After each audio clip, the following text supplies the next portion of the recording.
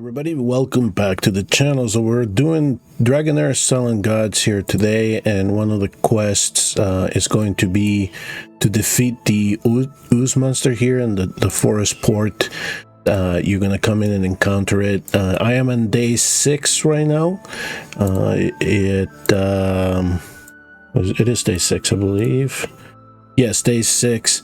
So we just had that day kind of restarted, and based on the strategy that I used, I completed the first little quest here on the side, which gave me that extra orb. It gave me the second orb to defeat this green monster. So what I'm going to do is I'm going to share with you the clip of how the run actually looked and what the setup was, and just to give you a brief overview of the heroes that I used for this. The strategy is to try to do derived damage if at all possible, and I use poison heroes to help with that.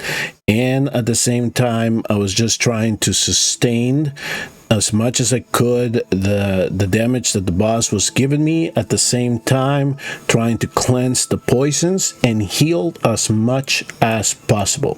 So if you have a roster that allows you to set this up, this would be one of the strategies that I would use to try to defeat this monster. I was actually trying to brute force it, and you really have to have a stack roster in order to do that.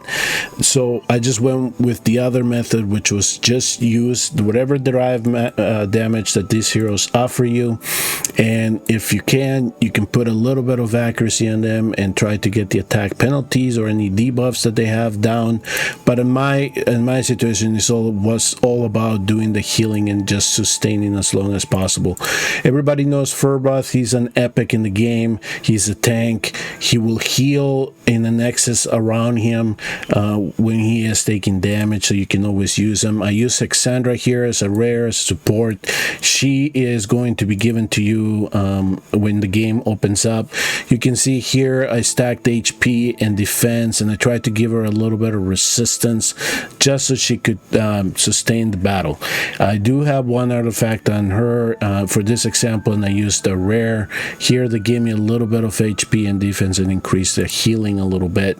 I think that this is attainable for some of you, given that you can you know, get some of the cores that you need to upgrade artifacts, and you're probably are starting to get a number of dupe rares to try to buy some artifacts in the shop. The other one was Enna. Again, she doesn't have an artifact, but she is stacked with HP and defense, and then it was just trying to make sure that she can dispel the poisons. Vortex is another healer here that I had set up. Again, I didn't give him too much of damage dealing stats. I just wanted him to sustain, because whatever damage he gave to the boss, it also heals. So if you have this champion in your roster, this hero in your roster, you may want to build him. And if you don't have him built but you have others, you can quickly reset him at the Clepsydra and try to at least tackle this content. I did use another tank, so I used two tanks that heal, and this one also does derive damage from the poison damage, so he dealt some damage in that regard, so I just use him again.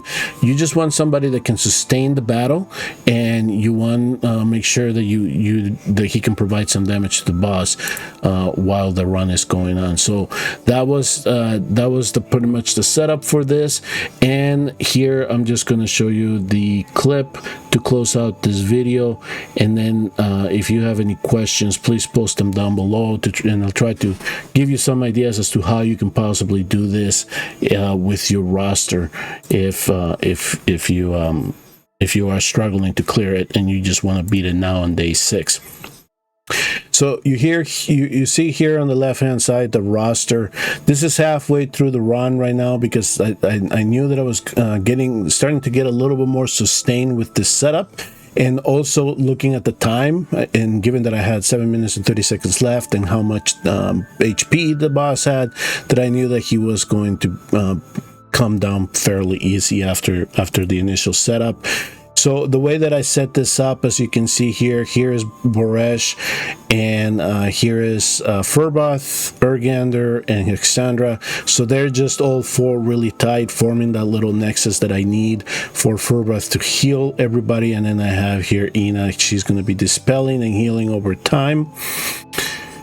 And then after that, it was just making sure that the HP didn't drop below too much, you know, that we would kill the bosses, or in just the event that Enna did not have a chance to dispel the poisons, that it was not going to completely obliterate my champions when this green monster did that spit. So that was pretty much the run. I'll let you all watch the remaining of the run, and I'll end the video on that note. I wish you the best of luck in tackling this content. And again, if you have any questions, post them below, and I will try to get to them as soon as I can. Thank you all for watching, and I will see you next time on another DragonHeir Silent Gods video.